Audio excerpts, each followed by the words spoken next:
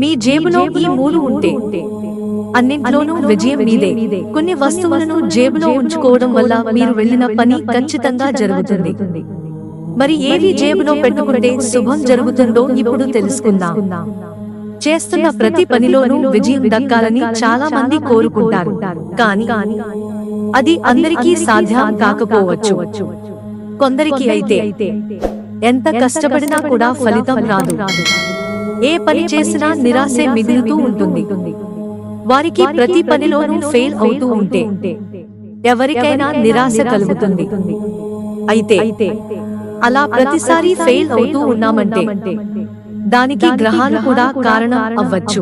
గ్రహాలు సరిగా లేకపోతే మనం ఏ పని చేసినా ఫలితం రాకపోవచ్చు.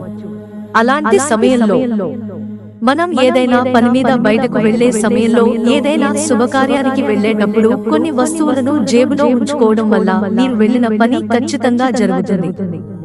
మరి ఏవి జేబులో పెట్టుకుంటే శుభం జరుగుతుందో ఇప్పుడు తెలుసుకుందాం. 1. కర్పూరం. మనం దాదాపు పూజ దగ్గర వాడుతూ ఉంటాం, ముఖ్యంగా హారతి ఇవ్వడానికి వాడతాం. కానీ అదే కర్పూరం మనకు విజయాన్ని అందిస్తుందని మీకు తెలుసా?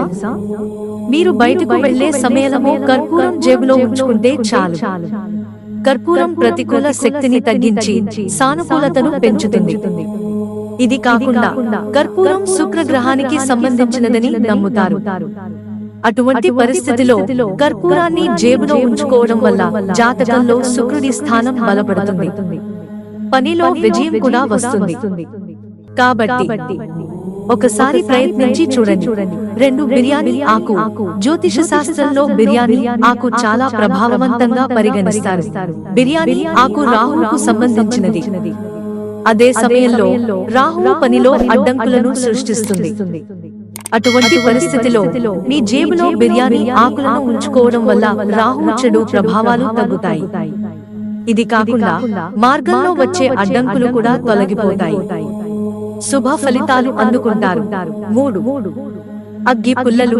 మీరు నమ్మకపోయినా జ్యోతిష్య శాస్త్రం ప్రకారం అగ్గి పుల్లను కూడా శుభ్రప్రదంగా భావిస్తారు. అందుకే మీరు బయటకు వెళ్లే సమయంలో ఖచ్చితంగా జేబులో అగ్గి పుల్లను ఉంచుకోవాలి. అగ్గి పుల్లను జేబులో పెట్టుకోవడం వల్ల ప్రతికూలత తగ్గుతుంది. మీ చుట్టూ ఏదైనా దుష్ట శక్తులు ఉంటే ఆ అగ్గి పుల్లను ఉంచడం వల్ల వాటిని దూరం చేస్తుంది, శుభ ఫలితాలను అందిస్తుంది. కాబట్టి ఒకసారి ప్రయత్నించి చూడండి. మిత్రులారా, ఛానల్ సబ్స్క్రైబ్ చేసుకోవడం మర్చిపోకండి. ధన్యవాదాలు.